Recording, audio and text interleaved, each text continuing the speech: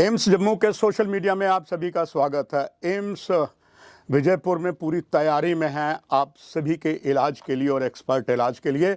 और ऐसे में ज़िंदा जो मरीज वहां जाते हैं उनकी अलग अलग बीमारियों के इलाज के लिए पहले ही डॉक्टर तैनात हो चुके हैं। मगर एक सवाल आता है, जिसकी डेथ हो जाती है, चाहे हॉस्पिटल में आए हुए किसी एक्सीडेंट से, ब्लास्ट में या सड़क दुर्घटनाओं में, तब उसका पोस्टमार्टम होता जो अति आवश्यक होता है। इसकी डेथ कैसे हुई है, इसके लिए एम्स के अलग अलग तैनात डॉक्टरों में इस विभाग के एक जाने माने विश्वविख्यात डॉक्टर दिनेश राव से मैं आपका परिचय करवा रहा हूं। आप 25 वर्ष इस विभाग में हैं, जो पोस्टमार्टम एग्जामिनेशन के एक्सपर्ट हैं, न केवल भारत में बल्कि विदेश में, और अलग अलग विदेश की बहुत सी गुप्तचर एजेंसियां, FBI, CIA, अलग अलग में भी उन्होंने काम किया है। उन्हीं का स्वागत करता हूं मैं। डॉक्टर दिनेश राव साहब, आपका स्वागत है एम्स के सोशल मीडिया में। डॉक्टर दिनेश राव साहब, पोस्टमार्टम जब पहले होता तो कई तरीके की शंकाएं थी, आज भी हैं। एम्स विश्वविख्यात है और जम्मू उसमें आ गया है। दर्शकों के लिए जानना चाहूँगा, जो पोस्टमार्टम है इसकी आवश्यकता क्या पड़ती है और ये होता क्या है? देखो, पोस्टमार्टम का अलग अलग नाम से पुकारते हैं अलग अलग देश में। यहाँ पे हम बोलते हैं पोस्टमार्टम बोलते हैं, अभी UK, यूरोप, वहाँ पे वो बताते हैं कि नेक्रोप्सी करके भी बोलते हैं, ऑटोप्सी करके भी बोलते हैं। ऑटो मतलब सेल्फ, सी मतलब व्यू, मतलब self viewing of the dead, इसको ऑटोप्सी बोलते हैं। पोस्टमार्टम, मार्टम मतलब डेथ, पोस्ट मतलब डेथ के बाद, मतलब वो जो एक इंसान जो मरने के बाद उसको जो हमने देखते हैं, मतलब एग्जामिनेशन करते हैं, उसको हम पोस्टमार्टम एग्जामिनेशन बोलते हैं। So overall in the world में नाम अलग होगा लेकिन काम तो एक ही है, मकसद एक ही है। That is you had to examine the dead, उसको हम पोस्टमार्टम एग्जामिनेशन बोलते हैं। वो एग्जामिनेशन ये है, दिस डेथ इन्वेस्टिगेशन अलग होता है, पोस्टमार्टम एग्जामिनेशन अलग होता है। पोस्टमार्टम एग्जामिनेशन जो मॉर्चरी का जो टेबल पर हमने जो डिसेक्शन बोलते हैं, एक्सटर्नल एग्जामिनेशन, इंटरनल एग्जामिनेशन, और उस एग्जामिनेशन के आधार पर जो हमने कंक्लूजन करके रिपोर्ट देते हैं उसको पोस्टमार्टम रिपोर्ट और पोस्टमार्टम एग्जामिनेशन प्रोसेस बोलते हैं। लेकिन डेथ इन्वेस्टिगेशन के बारे में मैं बोलना चाहता हूँ, जो भी इंसान जो मरता है उस जगह से लेकर until the postmortem plus laboratory में जो इन्वेस्टिगेशंस होता है, ये सब मिला के इसको डेथ इन्वेस्टिगेशंस बोलते हैं। मतलब क्राइम सीन से लेकर to the mortuary table to the laboratory, उसका इस आधार पर जो भी हमने जो इंफॉर्मेशन कलेक्ट करते हैं उसके आधार पर जो इंटरप्रिटेशन करते हैं, देन वी हम फाइनल ओपिनियन जो पुलिस को हमने देते हैं उसको डेथ इन्वेस्टिगेशन बोलते हैं। लेकिन postmortem examination only dissection of the body and knowing the cause of death, manner of death and collection of evidence material. Doctor Rao, ये बहुत ही जो पोस्टमार्टम है, ये जब डेथ हो गई इसकी आवश्यकता क्या है? जैसे कि नेचुरल डेथ हो जाती है, एक्सीडेंट में हो गया, आदमी मर गया, पता है एक्सीडेंट हुआ है, तो पोस्टमार्टम की क्या आवश्यकता है? बहुत ही अच्छा क्वेश्चन पूछे। इसे हमेशा मैंने कभी मॉर्चरी में जब भी काम करते रहता हूँ, आम लोग यही पूछते रहते, सर हमारे सामने एक हुआ एक्सीडेंट, इसकी पोस्टमार्टम की क्या ज़रूरत है? एंड जब भी जो इंसान जो बीमार पड़ के जो मर जाता है, हार्ट अटैक जब बोलते हैं, नहीं तो ये कोविड के बारे में तो कुछ बोलते हैं। सो आपको पता होगा देश का पहला कोविड ऑटोप्सी मैंने किया, लेकिन इसका बहुत लोग पूछे इसकी करने की क्या ज़रूरत है? देखो, पहले मैं एक्सीडेंट का बोल देता हूँ। देखो, जो भी आपका जो टू व्हीलर हो या फोर व्हीलर हो या ट्रक हो, हेवी मोटर व्हीकल हो, या रोड का जो कर्विंग आप देख रहे हैं, रोड का विड्थ देख रहे हैं, पेवमेंट का देख रहे हैं, designing of the car, right, पर सीट का जो ब्लंट क्यों होता है, शार्प क्यों नहीं होता है, एयर बैग्स क्यों होता है, ये सब the acceleration D acceleration force, उसकी जब भी एक्सीडेंट होता है उसका जो फोर्सेस ये टिश्यू बॉडी का ऊपर जब गिरता है, किसका क्या पैटर्न ऑफ इंजुरीज बोलते हैं। उस इंजुरीज पैटर्न ये एक नहीं हजारों एक्सीडेंट स्टडी करने के बाद जब भी वो कार डिजाइनिंग, सीट बेल्ट, वो restraining of the person to prevent the deceleration force बोलते हैं। सो यूजुअली जब भी इंसान को जो चोट लगता है एक्सीडेंट में, is because of the D acceleration, not the acceleration. इसलिए हमने देखो प्लेन में हम बैठ के इतना स्पीड पे जो प्लेन जाते रहता है लेकिन किसी को चोट नहीं लगता। लेकिन ये एक बार कहीं से टकराता है, the D acceleration force is produced, उस आधार पर इंजुरीज जो होता है। लेकिन डी एक्सिलरेशन फोर्स कम करने से अंदर जो बैठे हुए कार वो, प्लेन वो या ट्रेन वो, उसको इंजुरीज हम कम कर सकते हैं। इसके लिए वो सीट बेल्ट का जो स्पेसिफिकेशन दिया है, और उसको जो डी एक्सिलरेशन फोर्स कम करने के लिए एयरबैग्स का डिजाइन किया। जो डोर्स होगा, जो ड्राइवर के पास जो होगा, पैसेंजर के पास डोर्स होगा, नहीं हेड रेस्ट होगा, ये सब जो डिजाइनिंग ऑफ कार का जो देख रहे हैं, बॉनेट आगे क्यों रखा, पीछे क्यों नहीं। अब बॉनेट आगे इसलिए क्यों रखा, क्योंकि डी एक्सिलरेशन फोर्स कम कर सके, जो अंदर बैठे हो उसका इंजुरीज कम कर सके। All the designing of the roads, designing of the vehicle is an outcome of the investigation done on the accident cases. So इसका इतना बहुत मकसद है। एंड सेकेंडली, और एक जो मैं बोलना चाहता हूं, जो आपने जो प्रश्न पूछा कि ये नेचुरल डेथ्स में क्यों करते हैं।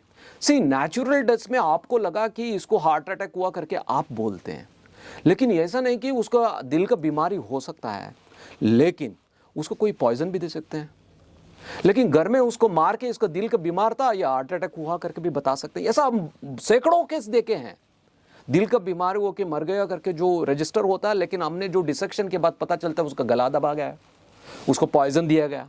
सो ये पोस्टमार्टम की बाद ही पता चलता है। ये एक। सेकेंडली, जो भी आपने जो बीमार जो देख रहे हैं, दिल का दौरा हो या कोविड हो या हेपेटाइटिस जॉन्डिस बोलते हैं वो हो, या रीनल किडनी फेल्यूर हो, उसके लिए क्या ट्रीटमेंट देना, किडनी का क्या चेंजेस होता है, ये सब पोस्टमार्टम के बाद जो रिसर्च हुआ है उसका नतीजा है। उसको ट्रीटमेंट क्या देना, ये बीमारी अंदर क्या होता है, उसका जो स्टडी किया हुआ है, it is an outcome of the postmortem, that is the pathologic basis of A disease has been studied only as an outcome of a postmortem। ऐसे ही देख के क्लिनिकल में हम नहीं बता सकते, इसलिए पोस्टमार्टम बहुत ही जरूरी है। डॉक्टर दिनेश राव, जम्मू कश्मीर की हम बात करें, खास करके जम्मू, यहाँ एक मेडिकल कॉलेज है, सुपर स्पेशलिस्ट अलग मेडिकल कॉलेज हैं, मगर जो मेरा अनुभव रहा है लंबे समय से पत्रकारिता में, वो ऐसे पोस्टमार्टम जो जिसकी आप महारत रखते हैं, 16,000 आपने पोस्टमार्टम किए हैं और एम्स में एक नया इतिहास आप रचने जा रहे हैं।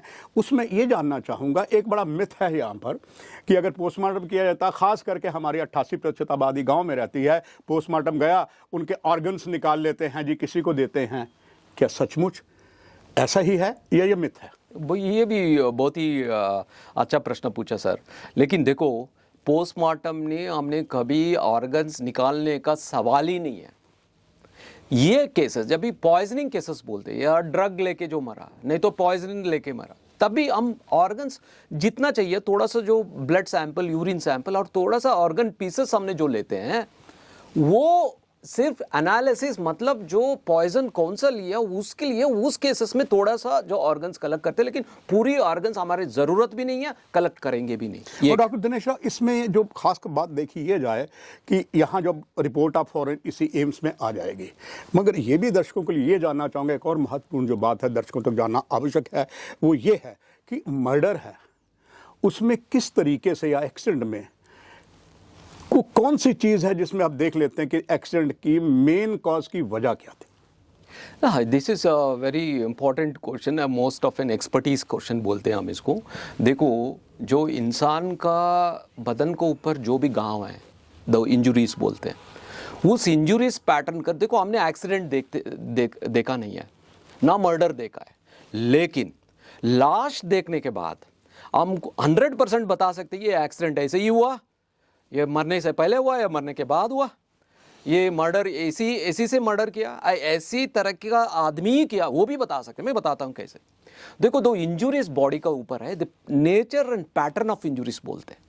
ये इस nature and pattern of injuries के एनालाइज करके हमने वेपन पता चल जाता है, कौन से एंगल से मारा पता चल जाता है, या खुद मारा या किसी ने मारा है, और उसका हाइट कितना होगा, वो प्रोफेशनल या नॉन प्रोफेशनल, वो भी हम बता सकते हैं। जब कभी इसका मतलब आपका कहना है कि जब दोबारा कभी ऐसी दुर्घटना हो, पुलिस को आप इतना सबूत दे देते हैं, उसमें कामयाब हो सकती है। एक डॉक्टर दिनेश राव, और क्योंकि समय की कमी के कारण एक चीज़ और जानना चाहूँगा, हमारे डीएनए टेस्ट कहा जाता है, मुंबई ब्लास्ट में भी हुए, और इसी के साथ साथ जम्मू कश्मीर की बात करें कि जब आतंकवादी मारे जाते हैं, अगर वो एक समुदाय से उनको दफना दिया जाता है, सभी को दफना दिया जाता है, कई बार होता है उसको बाहर शव को निकाला जाता है, कई कारण होते हैं, उनका डीएनए होता है, क्या वो डीएनए से सचमुच चीज कुछ सामने आ जाती है? डेफिनेटली देखो, ये एक if the identity is in question, उसका बरी करने का पहले डीएनए सैंपल्स कलेक्ट करना एक प्रोटोकॉल बनता है। फिर भी if identity is in question, जब ये बॉडी एक्सह्यूमेशन करते सैंपल्स लेके उसका डीएनए एनालिसिस करते हैं, डेफिनेटली एक सैंपल्स देखो डीएनए का, जब भी हमने सैंपल्स जो बॉडी से जो लेते हैं, इसका ये मतलब नहीं कि उसका प्रोफाइल बना के रखता है। दबी सस्पेक्ट्स, उसका जो कनेक्टेड फैमिली मेंबर्स जाता है, उनका blood in the presence of magistrate order लेके उसका इनकी प्रेजेंस में हमने उनका ब्लड सैंपल लेके विल ट्राई टू कंपेयर उनके जो डीएनए प्रोफाइल, इनको जब भी मैच हो जाएगा तभी हम उनको बता सकते हैं कि exactly they are the parents और they are the brothers and sisters, ये बता सकते हैं। But definitely DNA is the only absolute method of identification. Doctor Dinesh Rao, आखिर में आम जनता के लिए कि जो ये पोस्टमार्टम है, इसका करवाना क्यों आवश्यक है? लोग घबरा जाते हैं, कई बार डेड बॉडी लेके चले जाते हैं, फिर डीसी से लिखवा लाते हैं। उनके लिए आपका संदेश कि पोस्टमार्टम बहुत आवश्यक क्यों है आखिर? देखो, ये एक पोस्टमार्टम हर केस में हमने करते नहीं है। हर जो भी इंसान जो मरा है उसकी पोस्टमार्टम हम करते नहीं है, but only in natural deaths होता है जो डॉक्टर उनको ट्रीट किया है, तभी वो doctor who has treated will give the cause of death certificate. लेकिन सस्पिशियस केसेस, नेचुरल डेथ हो या घर में मरा हो, हॉस्पिटल मरा हो, उसमें जब सस्पिशन होता है, शक होता है इसका जो कॉज ऑफ डेथ, तब भी पोस्टमार्टम करना पड़ता है। सेकंड इज, डॉक्टर जो ट्रीट कर रहा है उसको पता नहीं चलता है कि वो कैसा मरा है, means when the doctor himself can't certify the cause of death, तभी पोस्टमार्टम करना पड़ता है। सडन डेथ्स बोलते हैं, जो इंसान जो अच्छा तंदुरुस्त था, सडनली वो गिर के मर गया, तभी पोस्टमार्टम करना पड़ता है। एंड थर्डली, आपको पता है एक्सीडेंट, सुसाइड, मर्डर में पोस्टमार्टम करना ही पड़ता है। इसका नतीजा इतना है, जो कैसा मरा, क्यों मरा, और इसका जो सर्टिफिकेशन है, इस सर्टिफिकेशन का आधार पर आपको इंश्योरेंस हो या उसका जो जायदाद प्रॉपर्टी इसको उसका वो ट्रांसफर हो, बैंक के लिए जो भी सर्टिफिकेशन, जो कॉज ऑफ डेथ सर्टिफिकेशन जो पोस्टमार्टम के बाद मिलता है, उसके बाद में जो भी लीगल क्लेम्स है उसका फैमिली मेंबर तभी हक बनता है। Without that it will be not only add a suspicion from the police सब शक करने लगेंगे, एंड सबसे ज्यादा विदाउट सर्टिफिकेशन उसको वो मरा, कैसा मरा करके तब पता नहीं चलता, देन डेफिनेटली द पर्सन और family member, surviving family member, उसके लिए बहुत दिक्कतें आते हैं। सो इसके लिए अटकलें भी ज्यादा होता है और शक भी ज्यादा होता है। To avoid that, better when whoever police हो या डॉक्टर हो, तभी कॉज ऑफ डेथ सर्टिफिकेट नहीं दे सकते, द पोस्टमार्टम की जरूरी है, उसको करना ही पड़ेगा। एम्स की ओर से ये कार्यक्रम था खास करके पोस्टमार्टम के बारे में, और अनुभवी डॉक्टर दिनेश राव जो यहाँ के इंचार्ज हैं इस विभाग के, महत्वपूर्ण जानकारियाँ आपको दी। ऐसी ही जानकारियाँ आगे अनेकों कार्यक्रम में हम आपको देते रहेंगे। आप हमसे बने रहेंगे। नमस्कार, आपका भी बहुत धन्यवाद।